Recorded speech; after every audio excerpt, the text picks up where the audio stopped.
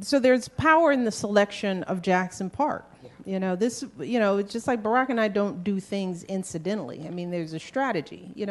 Barack's presidential library could have been anywhere in the world because there's so many people who feel like he is their president all over the world, all right? So, New York wanted it, Hawaii wants it, because it's also an economic engine, right? Because it will be a visited presidential library because it's going to be alive. It's a first.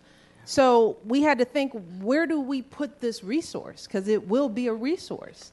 Well, what better place to put it than in our backyard, Jackson Park is like that juxtaposition of everything in our lives. South Shore to the south, Hyde Park to the north. That's where we raised our kids, where our kids went to school, where I worked at the University of Chicago, the hospital where he was born, the University of Chicago. I was born further down the way at Providence. I don't know why, but it's okay. It's okay. It's all good hospitals. I'm sure it had something to do with insurance or something like that. And you turned out okay. But the University of Chicago, all of that, Hyde Park High School, which is an important high school on the south side. Mount Carmel, where he went to high school, is right next to Hyde Park. It's where we bought our first home. It's where our current home exists. We know these neighbors. We feel like even though we live in D.C. for the reasons why I discussed, this is our home.